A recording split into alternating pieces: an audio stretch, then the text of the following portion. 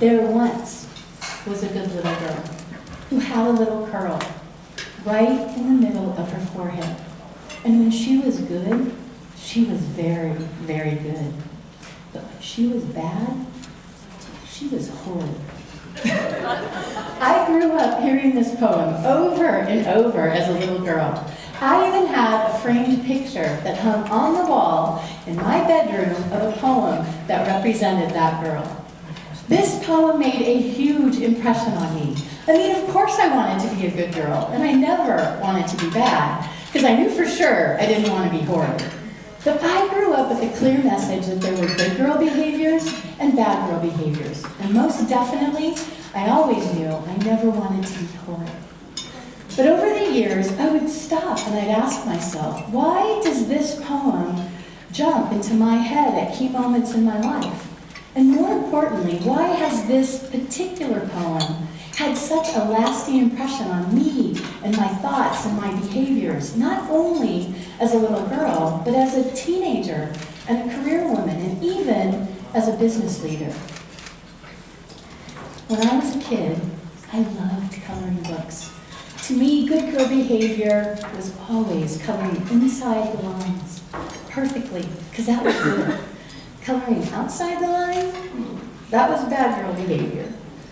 But over the years, as I grew up, things got a little muddy. And I found huge conflict between the battle between good girl versus bad girl behavior. To me, good girl behavior was about following the rules, following the chosen path, fitting in, and doing what was expected.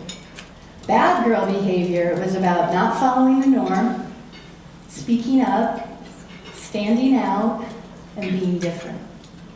Now, mind you, I struggled with this mindset over the years, living my life, making decisions, and wondering whether my behavior would be considered as good girl or bad girl behavior, because that's how I was brought up.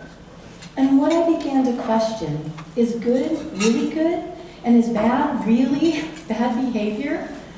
What I learned, and what I now know for sure, is that it's not about good girl versus bad girl behavior. I believe it's about being a bold girl. I am a bold girl, not a good girl or a bad girl. When I was in junior high, I wanted to be like all the other girls, and I wanted to fit in.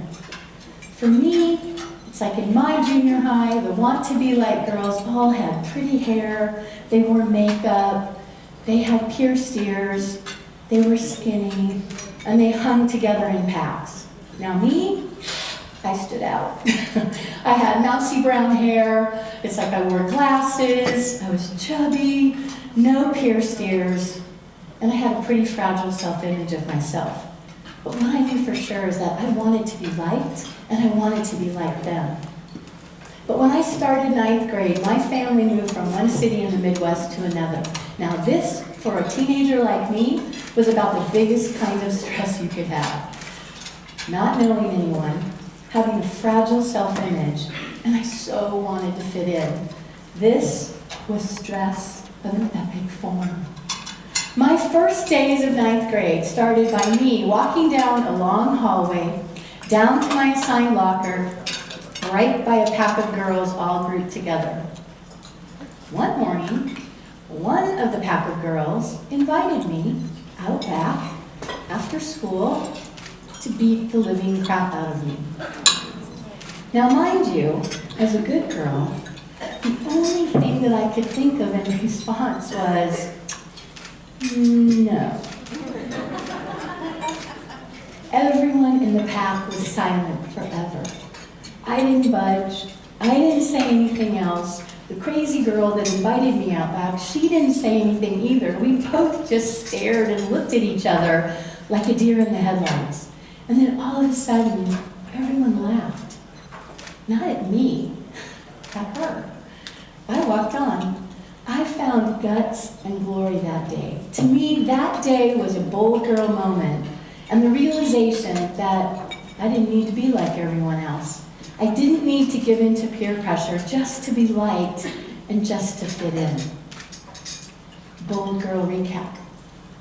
You don't always have to be liked, and you don't always have to fit in. Be you. Another bold girl experience for me came during my corporate career and from my early thinking that I needed to follow the rules and follow the chosen path. Good girl behavior for me was to find a secure job, be loyal, and work my way up the corporate ladder. When I started my banking career, I took on my good girl behavior with gusto. I dressed the part, I acted the part, I loved banking. I was literally in my happy place as a career. But what I couldn't anticipate was how many mergers I would go through in my career. I went through 5 mergers and acquisitions over a 13-year career. The only thing I ever got used to was change. I was in a constant state of vying for my place and my new position in the new organization. I was always on the being acquired side of the merger.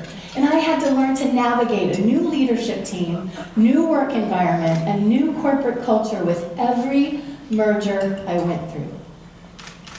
During my 5th merger, in my 13th year, I finally said, I'm done. I don't have it in me anymore to be the good girl and work hard for yet another organization that might be bought out. My bold girl moment was when I decided to leave corporate America, start my own venture, pave my own path, and make my own mark on my terms. Today, I'm in my 3rd rodeo as an entrepreneur. And let me share with you, each and every day, I am 100% committed. I am 200% dedicated. And I am 500% passionate and a million times grateful that I get to do what I do on a daily basis. Bold girl recap. There are times when you just gotta go, find your passion, make your own mark, and follow your own path. Woo!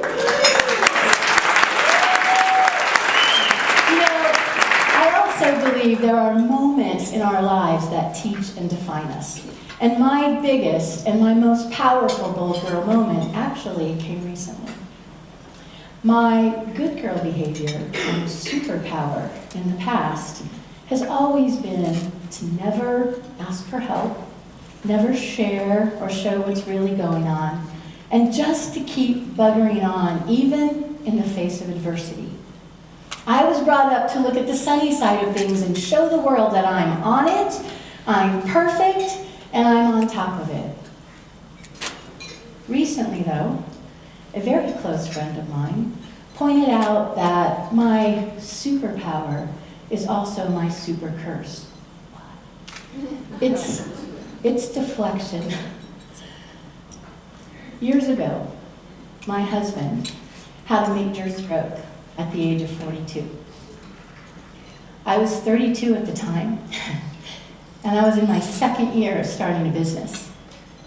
Our entire world rocked one weekend morning when we learned that the stroke he had would require a major recovery time. First in the hospital, then rehabilitation, and a permanent change to our life plan together. As a 32-year-old business owner with no experience to draw from, deflection became my superpower. I left the hospital that evening so scared, worried sick about my husband. I drove home, went to bed, got up the next morning, went to the hospital, then the office. I worked an 11-hour day and kept all my appointments because that's what a good girl does.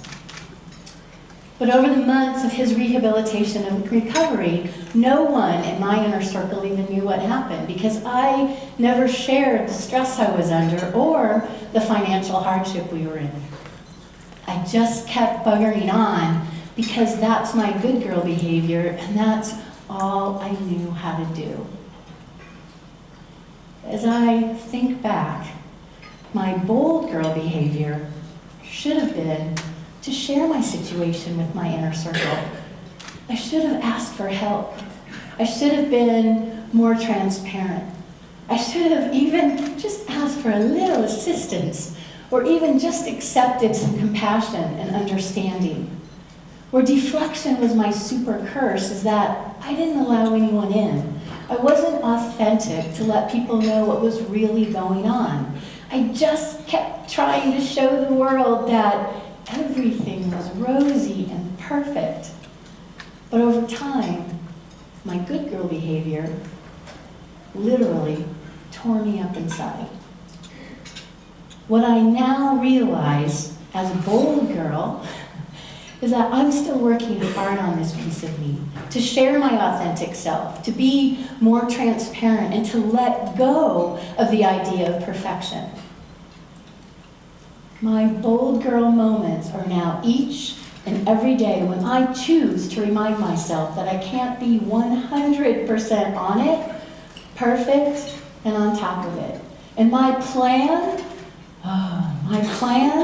doesn't always go according to my plan. My bold girl behavior challenges me now to be a continual work in progress and to be the best me that I can possibly be. Bold girl recap.